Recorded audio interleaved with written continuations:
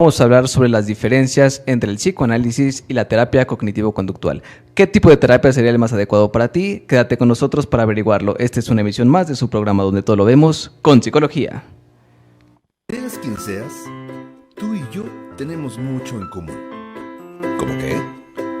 Oye, la vida nos pasa, nos sucede todos los días. Dicen que todo depende según el cristal con que se mire. Nosotros preferimos verlo con psicología. Bienvenido.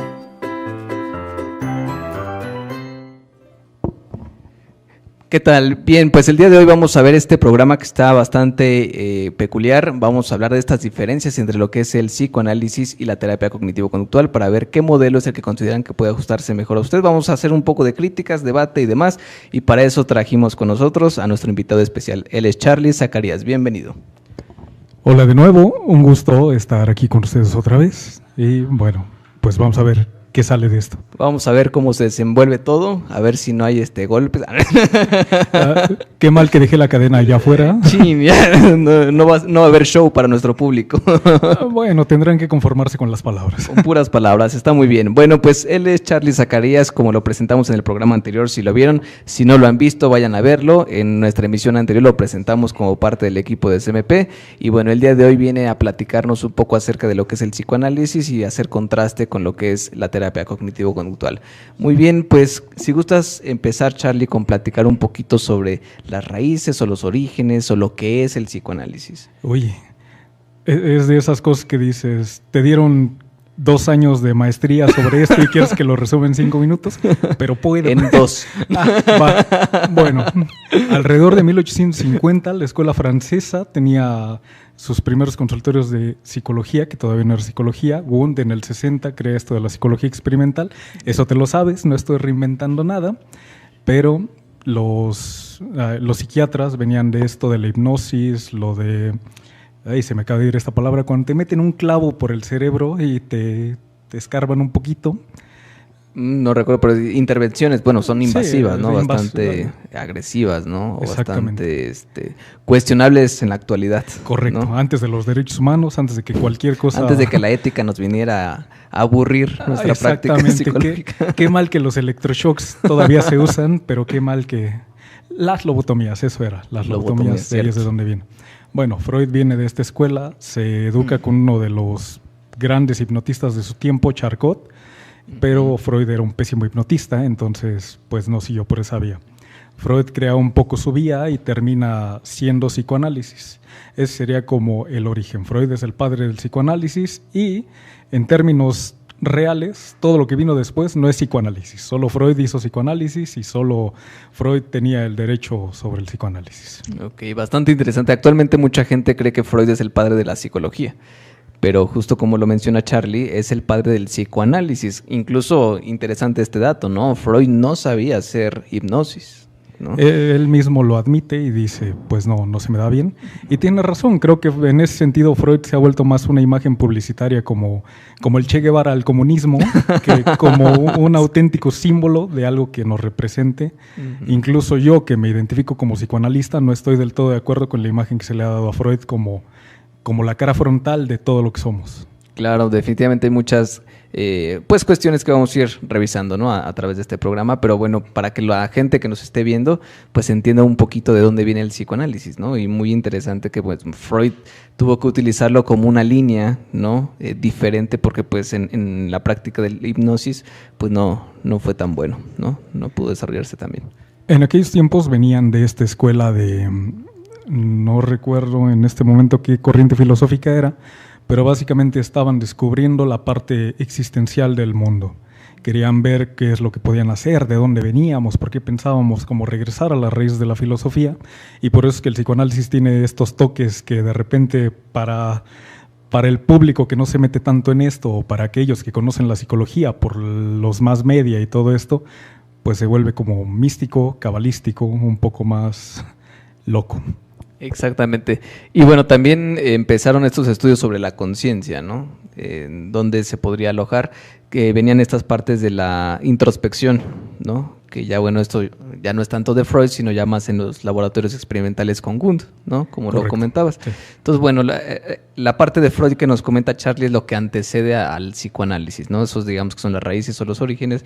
Y por mi parte, pues voy a exponer un poquito de la terapia cognitivo-conductual, ¿no? Que también, como nos comentó Charlie, pues viene de la parte experimental, ¿no? Cuando empiezan a estudiar esta parte de la conciencia y cómo es que se originan nuestros pensamientos, ¿no? Qué es lo que nos lleva a actuar como actuamos, empiezan a hacerse preguntas y bueno, lo que se estudiaba entonces, el método para estudiarlo era la introspección, ¿no? Sentaban a los pacientes o a los participantes, les pedían cerrar sus ojos y poner mucha atención en sus pensamientos, ¿no? Esos eran ejercicios introspectivos en ese tiempo, ¿no? Por este lado del psicoanálisis, el ejercicio era, si no recuerdo mal, porque los psicoanalistas son un poco especiales cuando te olvidas de la palabra concreta, pero era el método narrativo. El paciente va y cuenta su historia, cuál es el problema y vas explorando esto. Freud crea esto de la teoría, que creo que es por lo que todos los conocen, de todo es sexo básicamente, aunque no lo es, viene más bien de las pulsiones, pero es otra cosa.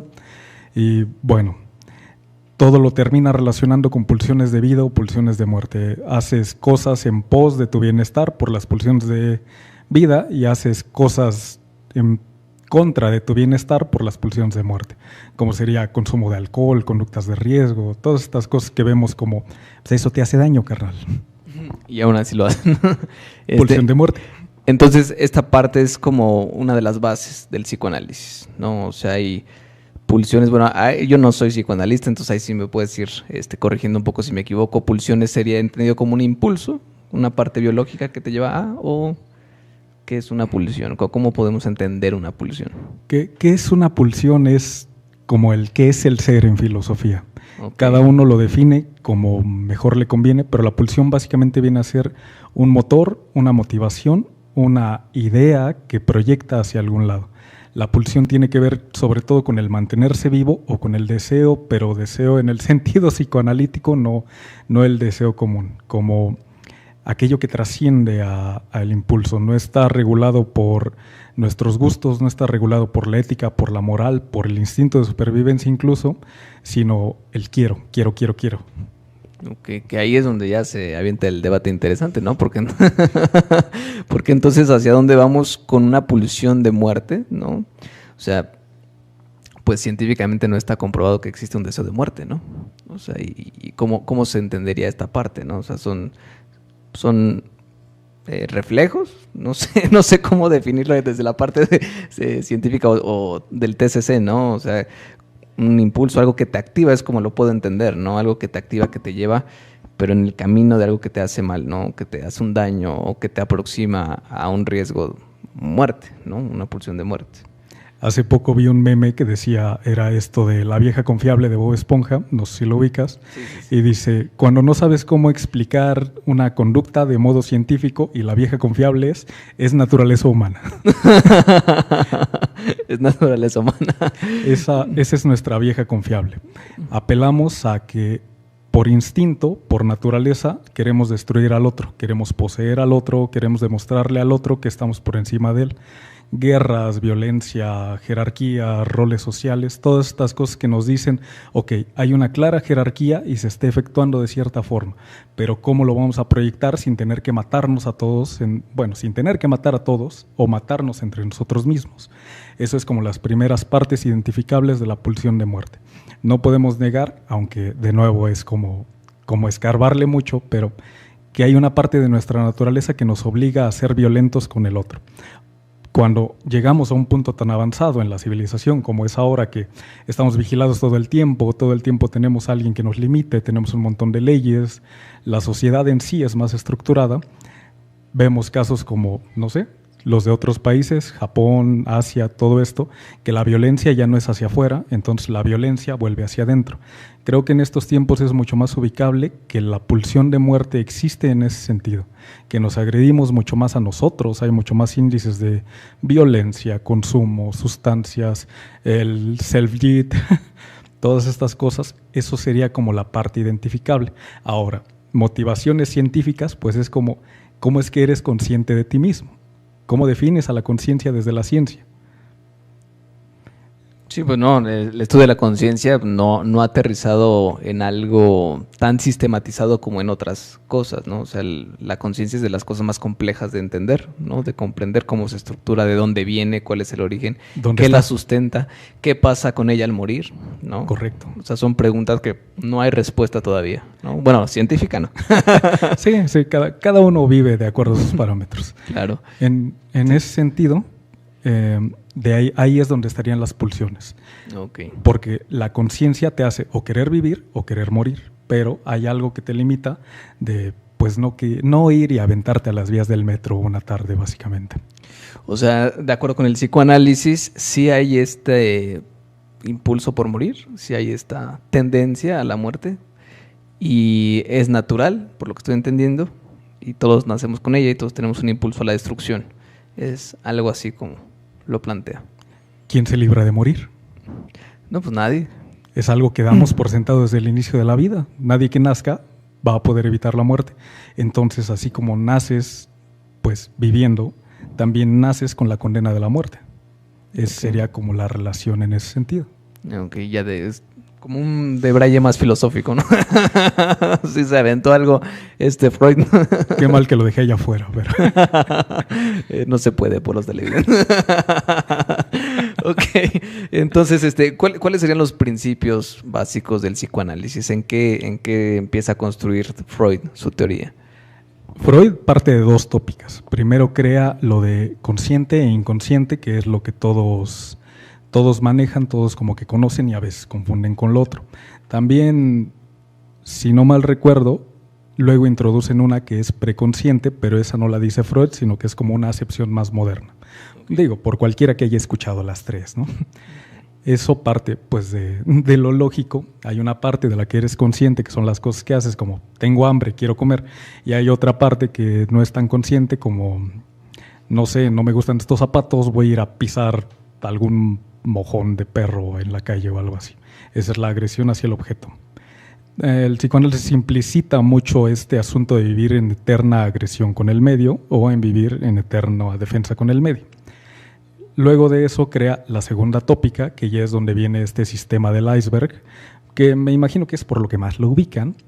Sí, es lo más común, ¿no? El yo, el ello y el superyo. El ello obedece a aquello que está más hacia lo inconsciente, aquello que hacemos porque está dado, porque lo queremos, es más instintivo, es más animal en ese sentido. Ahí es donde estaría la violencia y los impulsos de muerte. El yo, que es aquello que nos conforma, que es una instancia.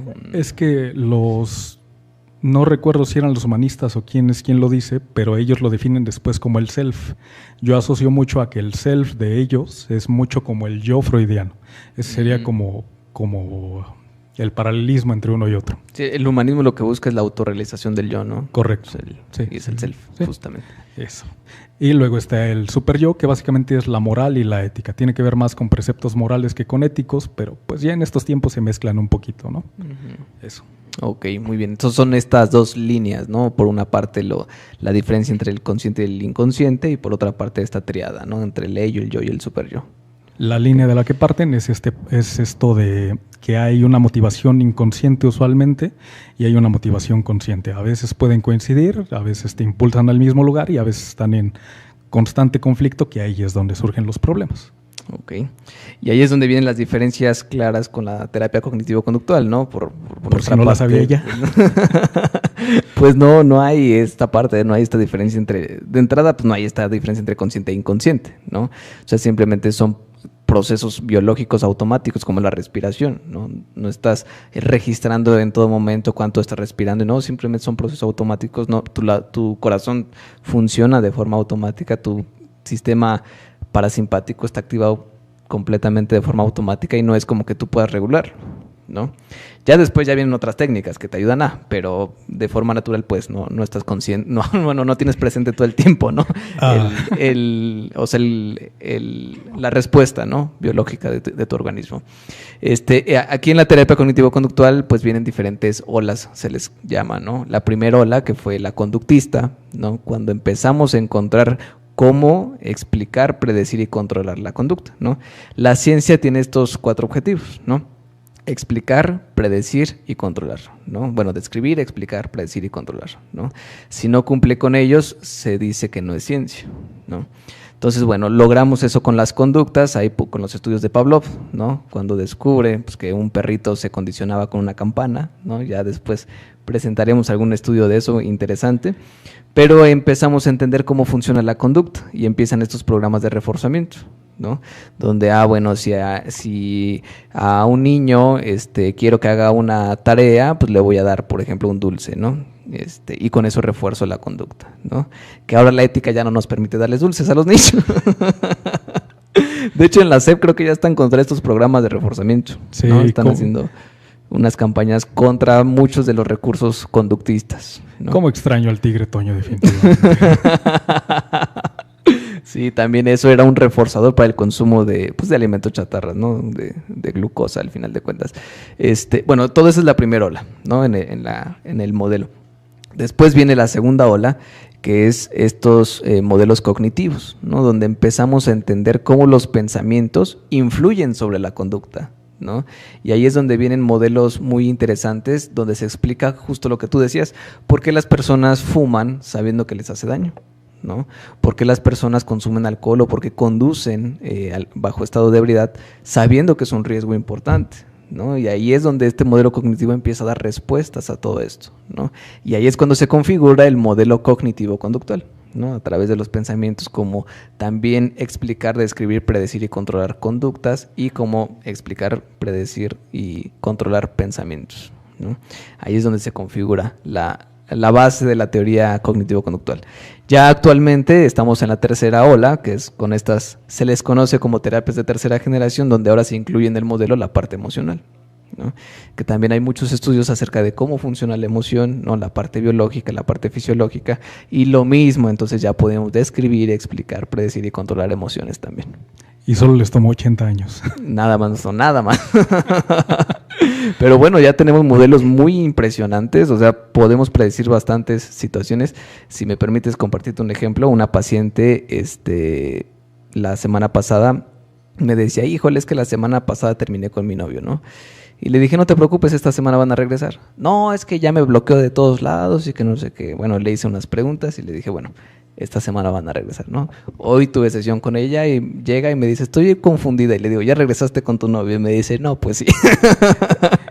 Podemos predecir la conducta ya en grados pues, bastante claros, ¿no? Sí, bastante nítidos, ¿no? Con todos estos modelos. Creo que es la parte que más le confunde a la gente, ¿no? Que de repente vas al psicólogo y el psicólogo te dice algo de, oye, es que, bueno, lo que tú acabas de decir es que van a volver.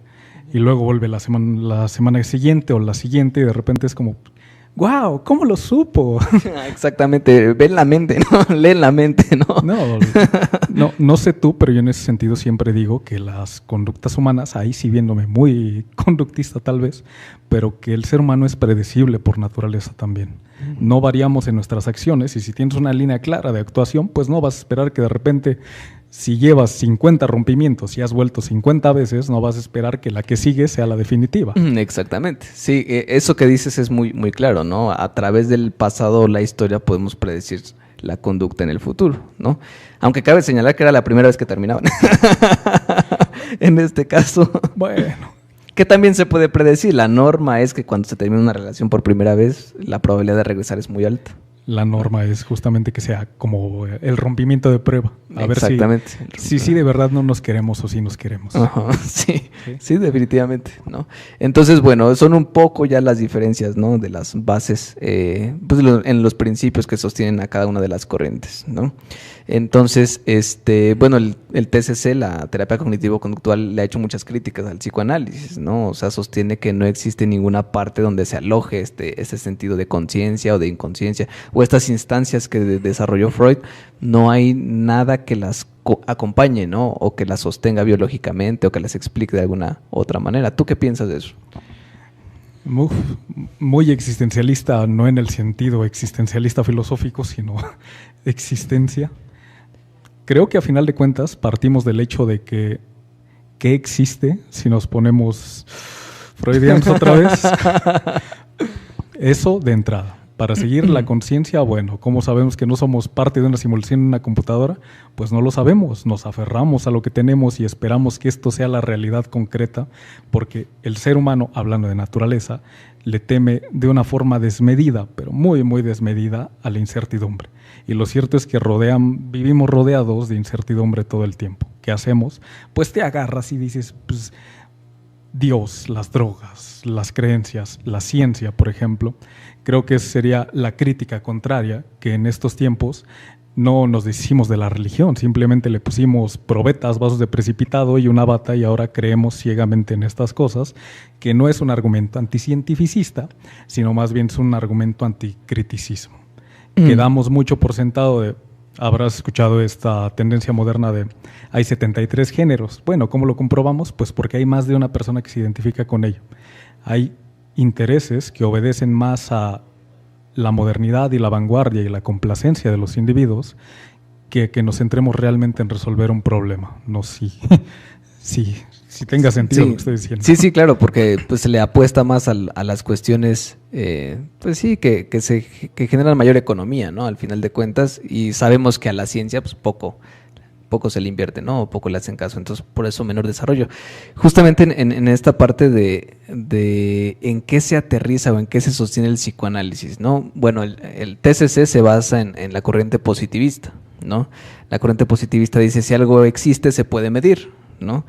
Y bueno, todo lo que nosotros vemos no solo se sostiene en la misma ciencia psicológica, sino se sostiene a través de la biología, a través de la física, a través de la química, a través de la anatomía, ¿no? Entonces, todo lo que sostiene la terapia cognitivo-conductual se basa también en estos, pues en esto que se ha encontrado. Existe, por ejemplo, la psiconeuroinmunoendocrinología, ¿no? Donde se ve en qué parte cómo el cerebro reacciona ante ciertas emociones, ante ciertos pensamientos, ante ciertas conductas, y todo está bien establecido, ¿no? Ahí es donde está esta crítica hacia el psicoanálisis. ¿En dónde o en qué parte del cerebro se reacciona cuando se habla del ello, o cuando se trabaja con el superyo, o cuando se trabaja con el, ¿cuál es el otro? Ello y superyo. El yo y el superyo. Y bueno, ¿qué otras cosas o qué otras prácticas científicas sostienen estas instancias? Esta es parte de la crítica, ¿no? Correcto. Bueno, para empezar, insistiré en esta parte de que el único que ha hecho psicoanálisis solamente por sus arrugados fue Freud. Se peleó con todos sus discípulos y todos los que trataron de hacer algo después en ese sentido.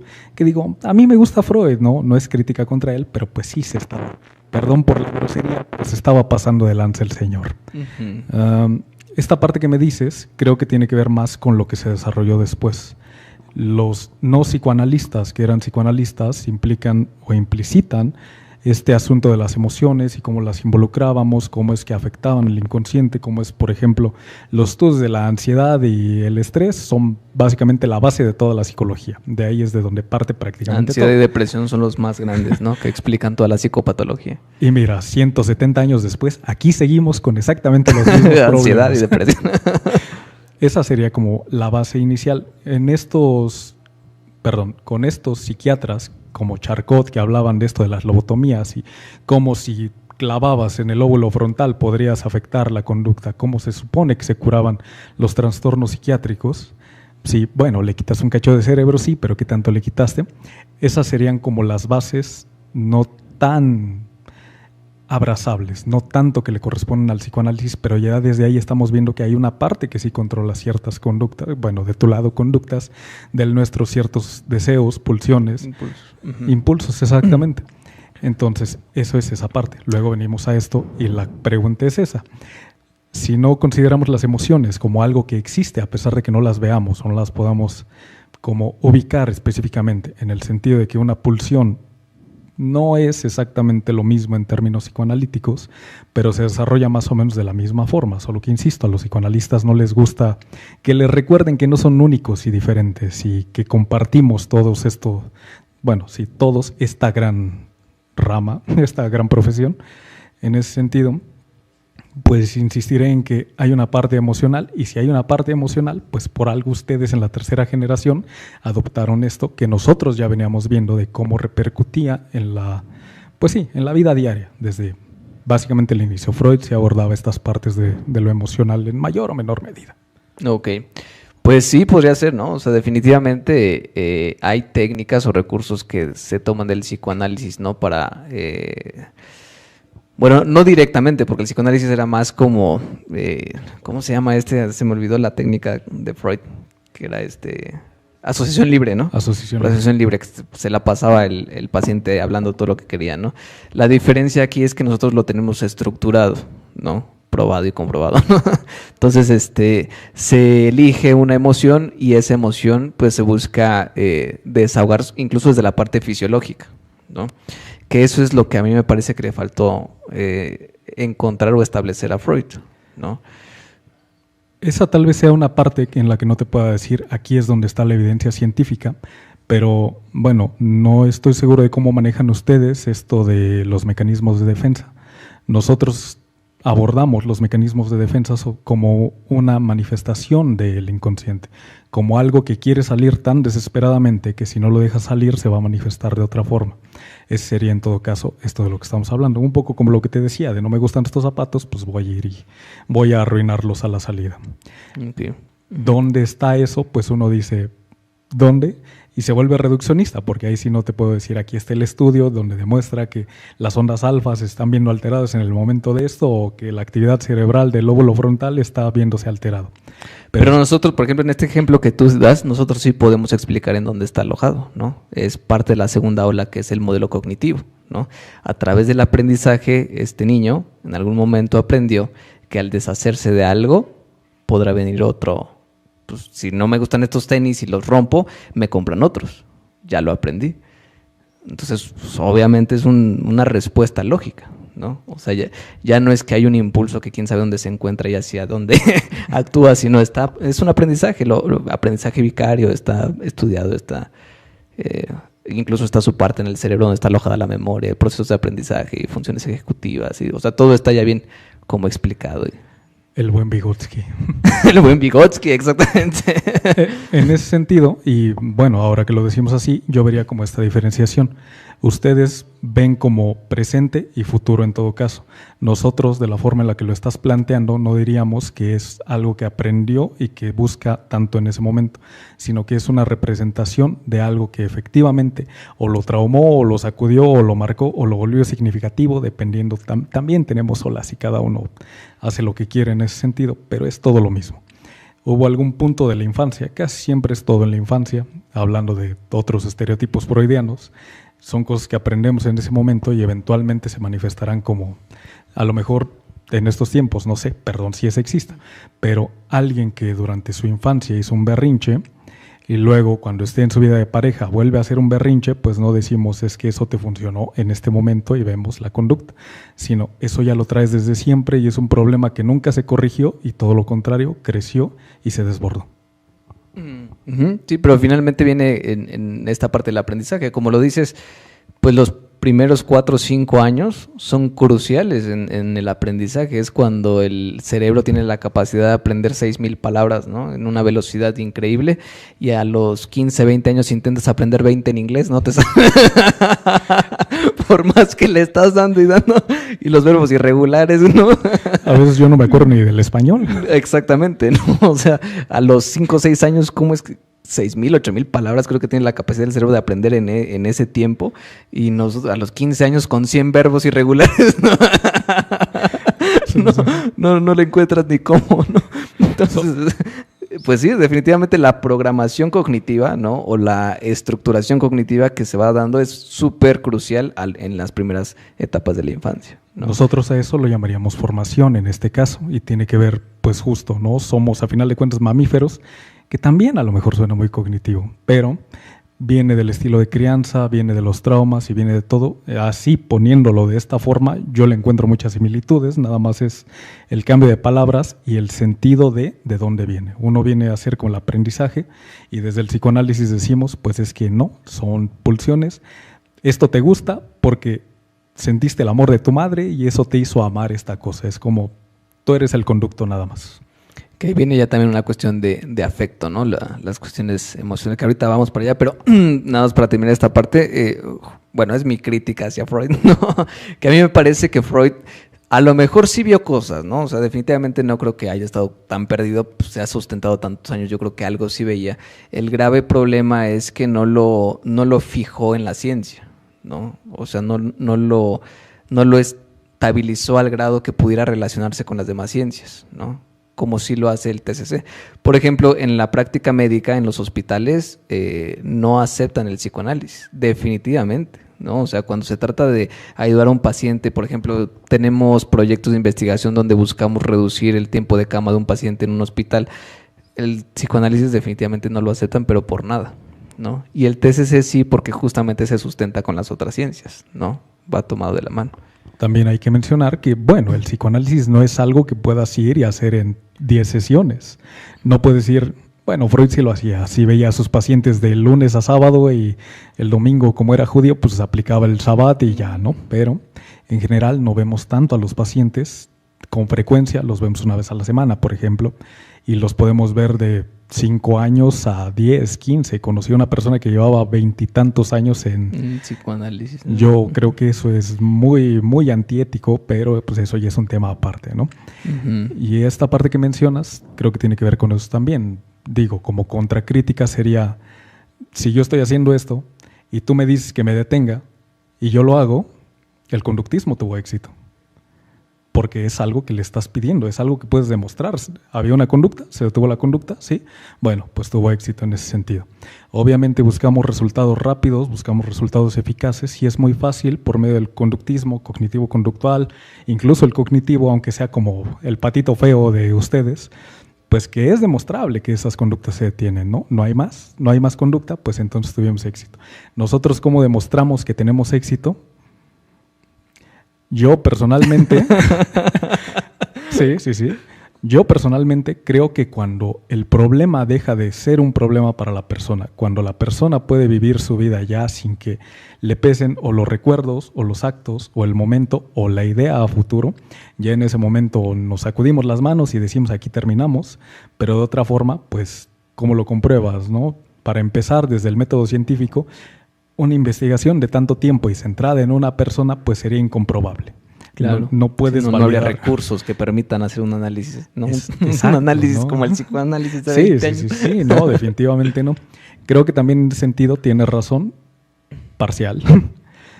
Porque lo cierto es que a Freud no le importaba demostrar que el psicoanálisis era ciencia. Él era un médico, él no tenía que demostrar que sabía ciencia porque la medicina sí es científica. Sí lo vemos de esa forma. Creo que tiene que ver más con nuestra desesperación como psicólogos, como el gremio, como conjunto de decir, pues es que lo que hacemos es válido por esta razón, pues es que lo que hacemos es demostrable por esta razón.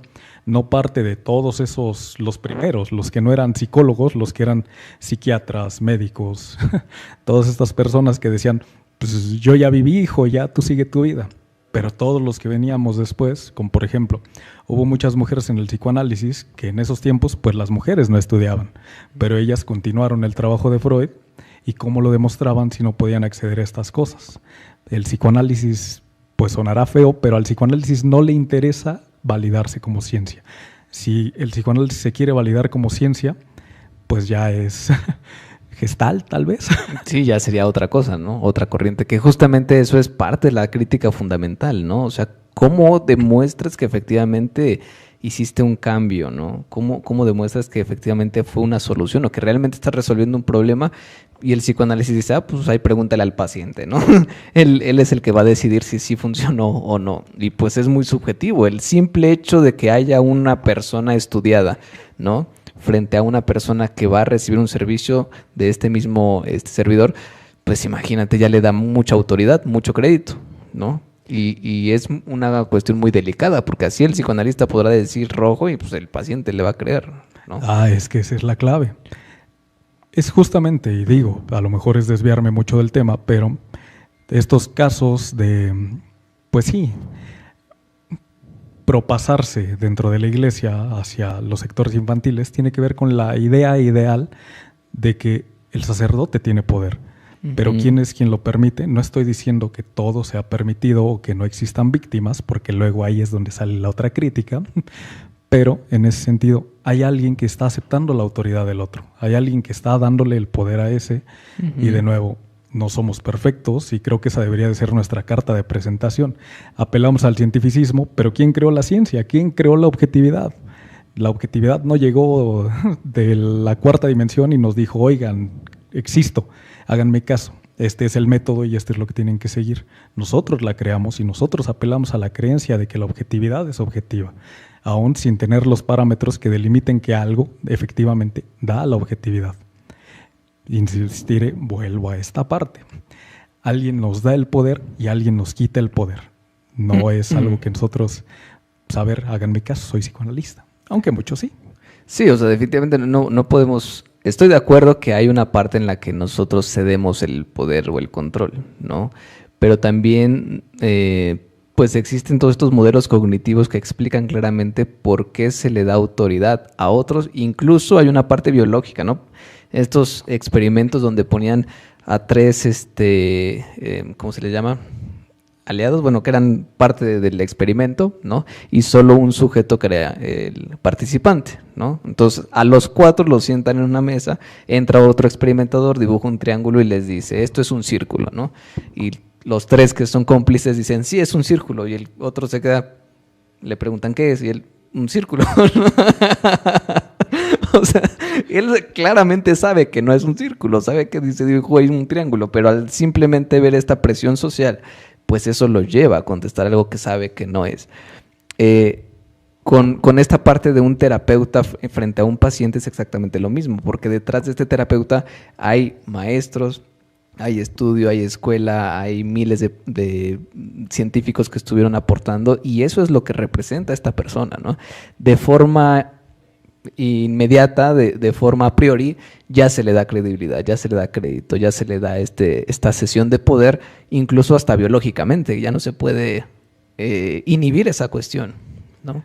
Mira, si le preguntamos a Marie Curie y a su esposo por qué dejaron de calentar chocolate con uranio, explicará que hay cosas que ya no usamos definitivamente. En ese sentido, lo que me estás diciendo tiene que partir de una mezcolanza de lo que estamos haciendo. Y en ese sentido, alrededor del 70-80, todos nos unimos a la parte de la teoría social.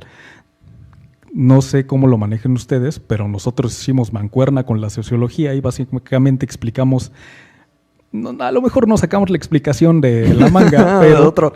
Exacto, como esto de Foucault, Chomsky sería el que estaría del lado del cognitivo conductual, pero también, bueno, hay que ver ese debate con Foucault.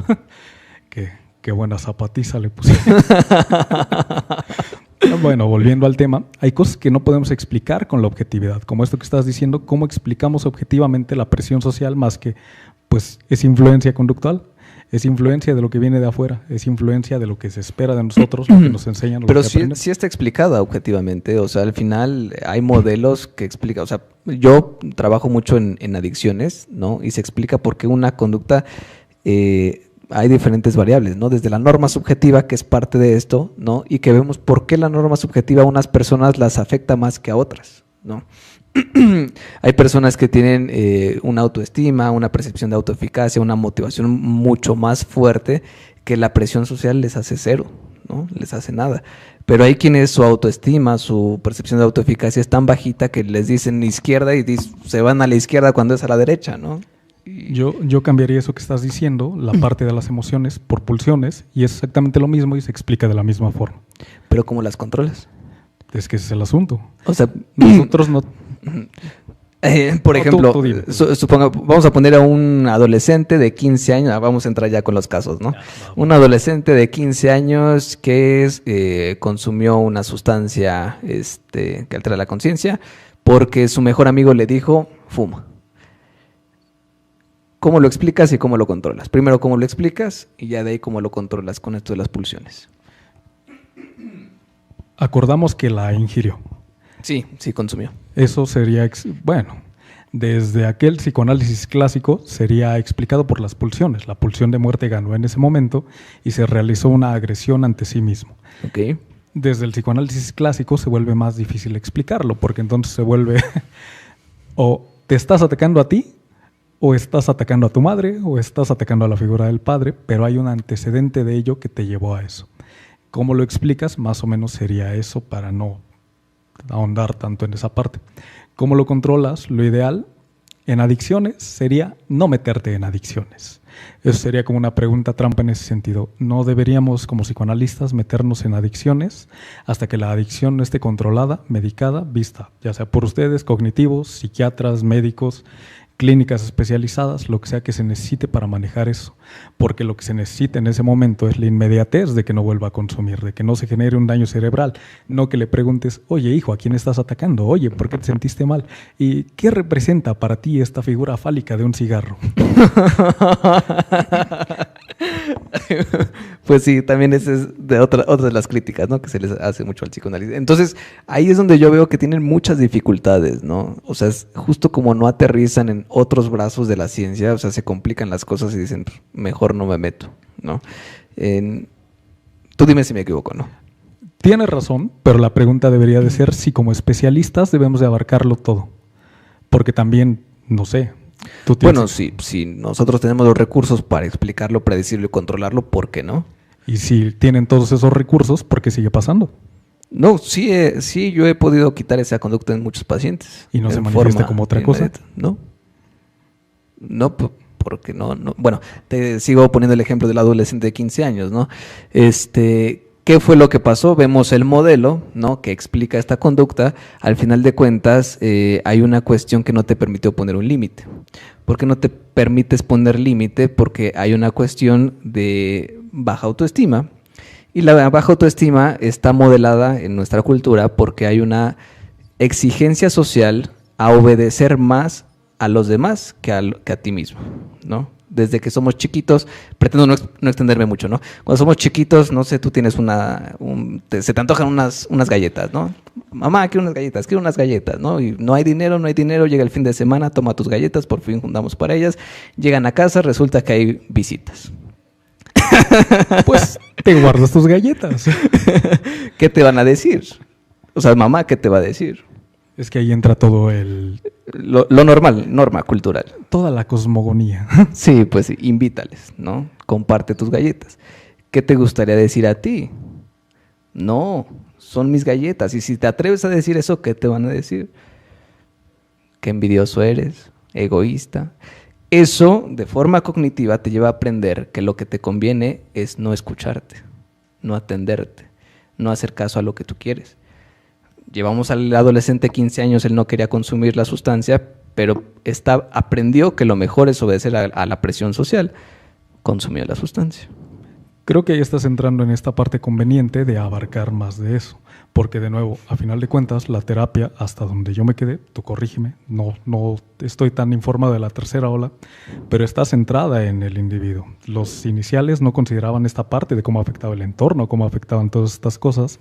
Y lo que estás metiendo en este momento tiene que ver con la interacción social y con una respuesta que se espera que se actúe en función de la ideología de manada o de grupo y normas sociales y culturales que tienen que ver con psicología, pero ya no tienen que ver con esta parte. Bueno, sí lo podemos explicar de pulsiones o condiciones. Es del modelo cognitivo, es de la segunda ola donde entra Bandura con el modelo social del aprendizaje, justamente. Pero en ese sentido le estamos quitando o estamos adoptando una parte de la psicología social. Y digo, no hay ningún problema en eso, pero sí hay que, si vamos a considerar esas cosas, bueno, pues podemos decir desde el psicoanálisis que podemos extendernos más y asunto arreglado.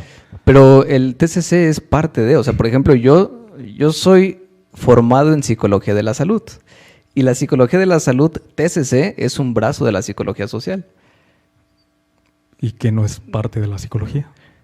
¿Cómo? Sí, digo, el psicoanálisis, por mucho que le hagamos, sigue siendo parte de la psicología. No, sí, todo es parte de la misma rama. Pero al final es parte de la ciencia. O sea, la segunda ola lo que nos permite entender es qué aprendió este individuo que lo llevó a consumir esta sustancia, ¿no? O sea, cognitivo-conductual. ¿Qué parte en su cognición, en su estructura de pensamiento lo lleva a tener una conducta con la que él mismo no está de acuerdo?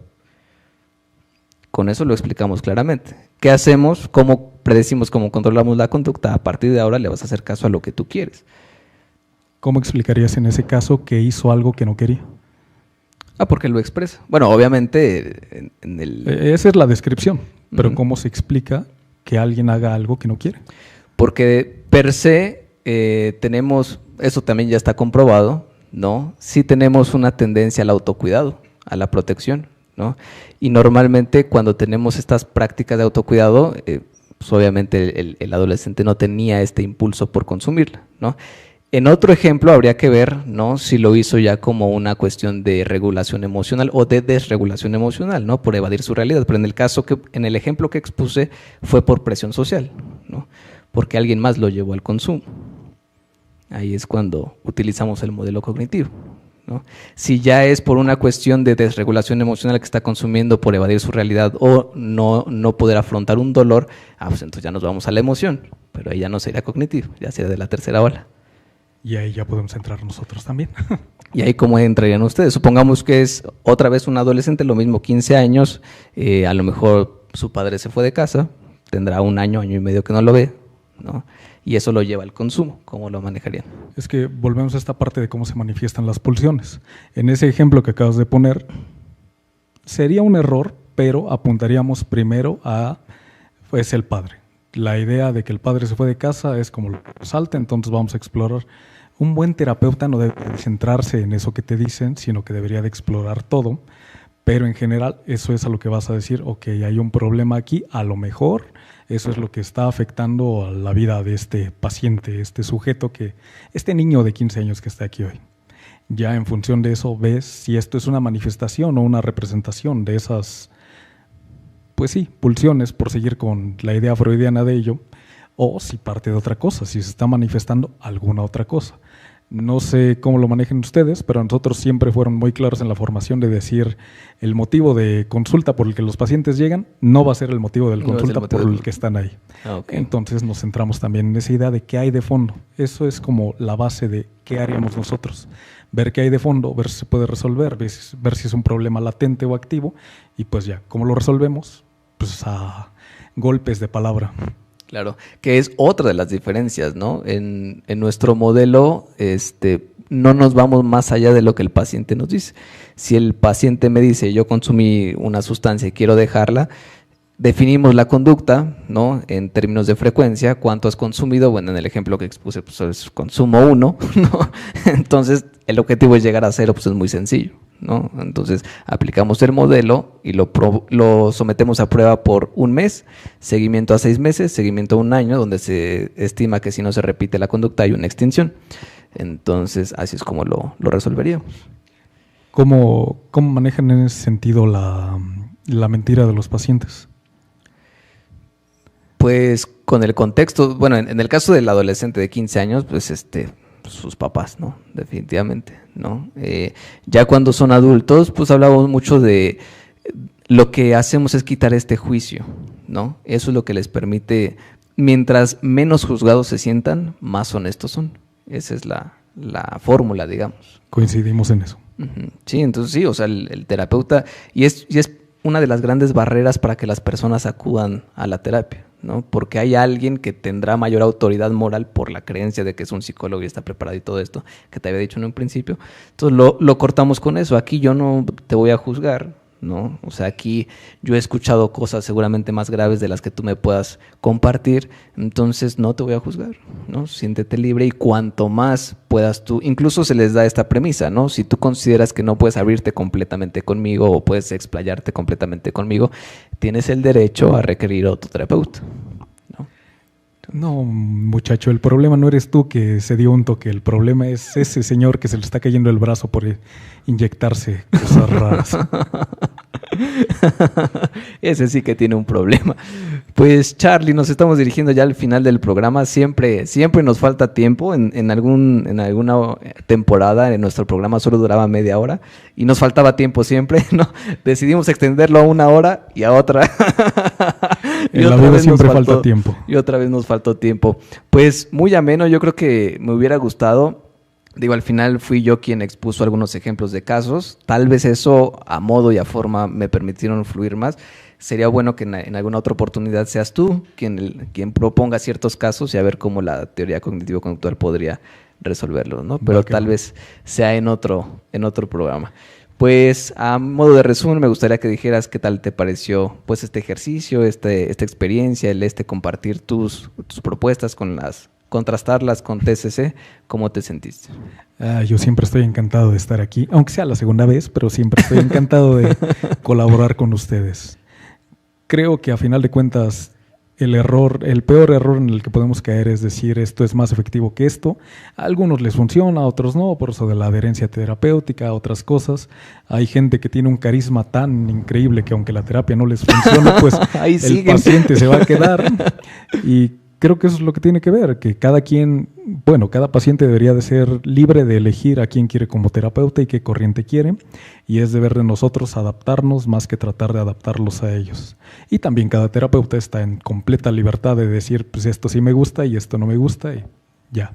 Totalmente. Y bueno, para todos los que están en casita, pues ya escucharon, son propuestas un tanto, se me fue la palabra, contrastantes, ¿no? O sea, son muy diferentes y al final habrá pacientes que se sientan más cómodos con el modelo psicoanalítico y habrá pacientes que se sientan más cómodos con el modelo cognitivo-conductual. Al final, en casa, ustedes son los que tienen la última palabra, ustedes deciden. Charlie es parte de nuestro equipo, así es de que si desean contactar un servicio de psicología, puede ser con él o puede ser conmigo o con otro de nuestros miembros del equipo. Ya saben, para hacerlo pueden encontrarnos en www.cmpintervencionpsicológica.com. Desde ahí mismo pueden agendar su cita y pueden ver la imagen de Charlie. Él va a estar también subiendo entradas del blog, va a estar compartiendo información de todo esto que vimos y ahí mismo pueden agendar una cita directamente con él. Pues Charlie, muchas gracias. Espero que haya sido provechoso para ti, para quienes nos están viendo, porque para mí por supuesto que lo fue. Y pues sin más, te dejo la puerta abierta para cuando gustes. Esta es tu casa, es tu programa. Entonces cuando gustes incluso tienes la puerta abierta a traer un invitado y que tú seas conductor del mismo. Gracias. Pues bien, allá en casita, ya lo vieron, este fue un episodio más de su programa donde todo lo vemos con psicología.